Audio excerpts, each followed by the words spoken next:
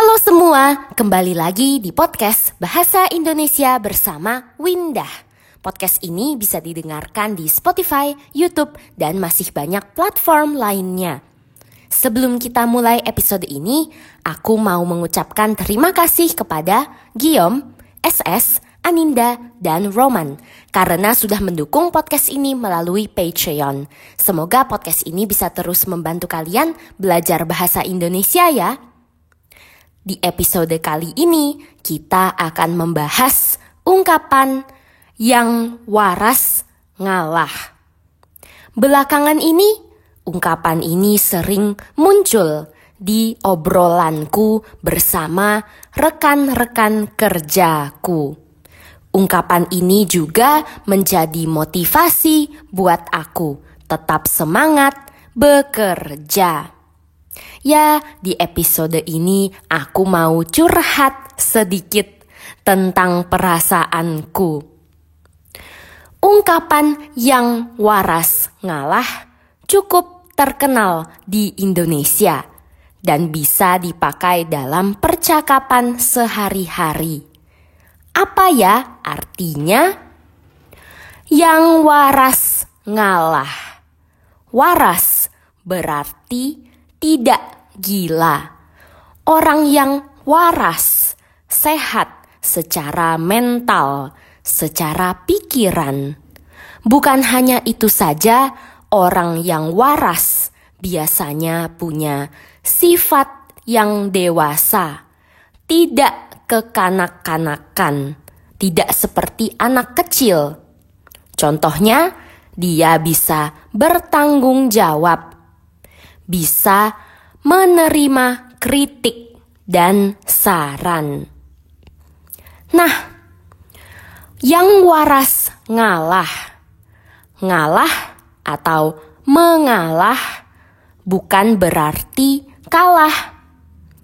Ketika kita mengalah, kita sudah tidak lagi mempertahankan pendapat, mengusahakan pendapat kita. Waktu kita mengalah, kita berhenti memaksakan kemauan kita. Kita kalah dengan sengaja. Biasanya untuk kebaikan bersama.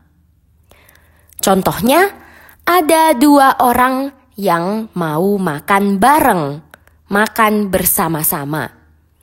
Yang satu mau makan nasi goreng, tapi yang satu lagi pengen makan martabak.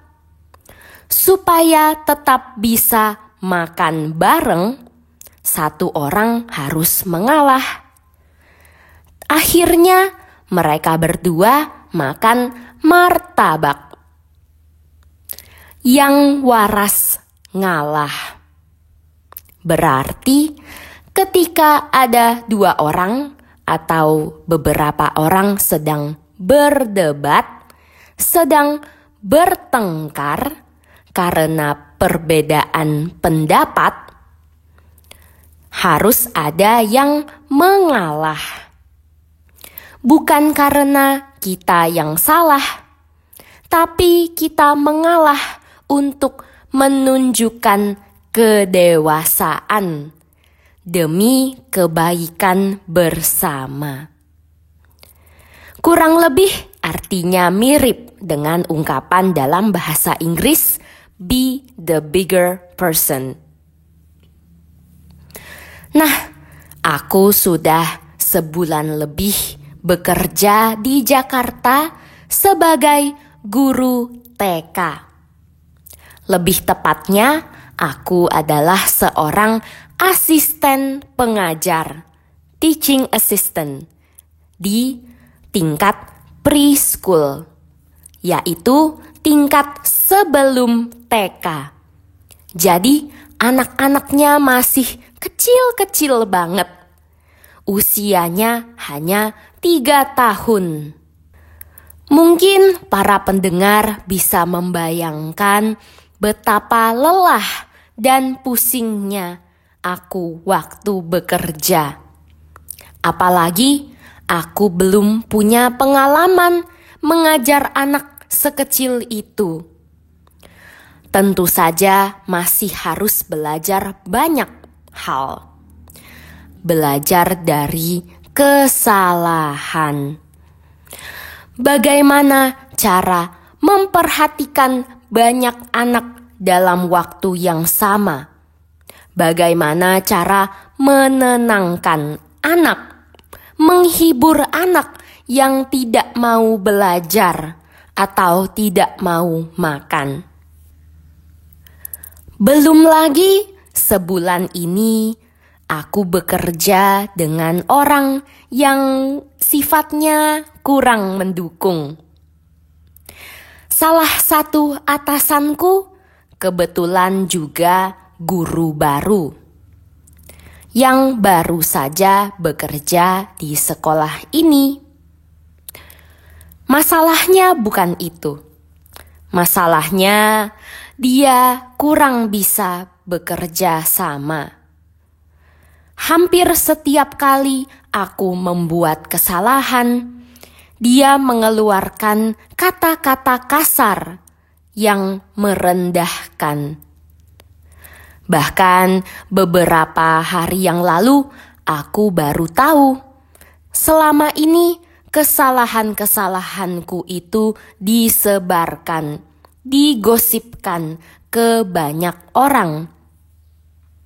Jadi jujur, sebulan terakhir ini aku merasa tertekan dan hilang semangat kerja. Dan semua perasaan ini aku pendam sendiri. Aku simpan sendiri. Sampai akhirnya rekan kerjaku yang lain, guru-guru di kelas sebelah, meminta aku untuk bercerita. Mereka penasaran apa yang sebenarnya terjadi. Karena selama ini mereka hanya mendengarkan cerita dari satu pihak saja, hanya dari satu sisi. Nah, setelah mereka mendengarkan cerita dari sisiku, mereka mengatakan yang waras ngalah. Tidak perlu memikirkan kata-kata kasar itu. Lebih baik aku tetap fokus memperbaiki diri dan mengerjakan bagianku sendiri. Setelah curhat, hatiku rasanya lega banget. Bebanku hilang semua. Dan aku senang banget bisa mendapatkan teman di tempat kerja yang bisa mendukung. Buat aku, cukup satu orang saja yang mengerti isi hatiku. Aku sudah senang. Memang dari sebelumnya aku sudah mempersiapkan hatiku sebelum masuk dunia kerja. Katanya memang di dunia kerja banyak orang-orang yang sifatnya beragam. Sebenarnya dari dulu waktu kuliah juga sudah ada sih orang-orang yang sifatnya agak kurang waras. Tapi kalau waktu kuliah kita masih bisa menghindari, menjauhkan diri dari orang-orang yang sifatnya aneh. Kalau sekarang di dunia kerja tidak bisa dihindari begitu saja. Setiap hari aku bekerja dekat sekali dengan orang itu. Ya, saat ini yang bisa aku lakukan hanya menjaga hati. Kalau ada kata-kata kasar yang keluar lagi, tidak perlu berdebat, tidak perlu bertengkar. Dan kata-kata itu juga tidak perlu dimasukkan ke hati. Dan apapun yang terjadi, aku tetap harus profesional. Harus tetap menunjukkan sifatku yang positif kepada anak-anak dan orang tua murid. Nanti lama-lama pasti juga terbiasa dan aku bisa semakin kuat. Bagaimana dengan para pendengar? Apakah kalian pernah menghadapi situasi di mana kalian harus menjadi pihak yang waras dan mengalah untuk kebaikan?